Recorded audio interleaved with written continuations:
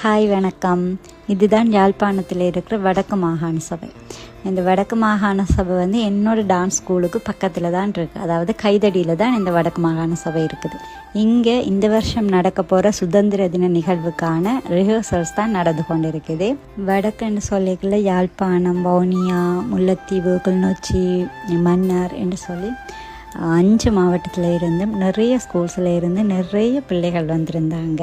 இந்த இடத்துல என்னோட டான்ஸ் ஸ்கூலில் இருந்தும் ஒரு டீம் பார்ட்டிசிபேட் பண்ணது என்றது எனக்கு உண்மையாகவே நிறைய சந்தோஷமாக இருந்துச்சு. அதோட எந்த பிள்ளைகளுக்குமே இது ஒரு நல்ல அனுபவமாக இருக்குமென்னு நினைக்கிறேன். அவங்களும் நல்லா என்ஜாய் பண்ணியிருந்தாங்க இன்றைக்கு.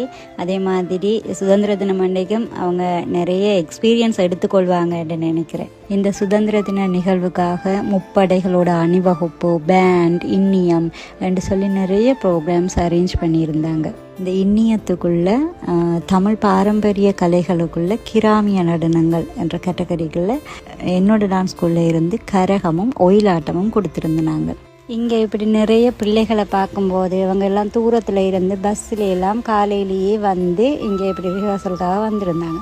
இந்த பிள்ளைகளெல்லாம் பார்க்குறப்ப என்னோடய ஸ்கூல் டைம் ஞாபகங்கள் நிறைய வந்து ஒரு மிஸ்ஸிங் ஃபீலாக இருந்து கொண்டு இருந்துச்சு. நான் ஸ்கூல் படிக்கும்போது பேண்ட் டீமில் இருந்திருந்தேன், யூனிவர்சிட்டி டைமில் இன்னிய டீம்லையும் இருந்திருந்தேன். நாங்களும் இந்த மாதிரி தூரத்துக்கு போயிட்டு ப்ரோக்ராம்ஸ் எல்லாம் செய்திருக்கிறோம். அப்போ அந்த ஞாபகங்கள், அந்த எக்ஸ்பீரியன்ஸுகள் எல்லாம் இன்னுமே ஞாபகம் இருக்குது.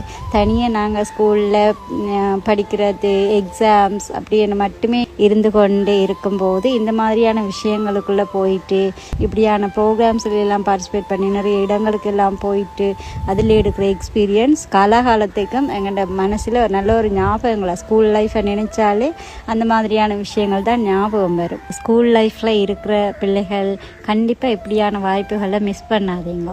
இதெல்லாம் நீங்கள் வளர்ந்ததுக்கு பிறகு நினச்சி பார்க்குறதுக்கு நல்ல ஞாபகங்களாக இருக்கும். அதோட வளர்ந்ததுக்கு பிறகு இந்த மாதிரி வாய்ப்புகள் கிடைக்காது. ஸோ இந்த டைம்லேயே உங்களுக்கு கிடைக்கிற வாய்ப்புகளை மிஸ் பண்ணாமலுக்கு யூஸ் பண்ணுங்க.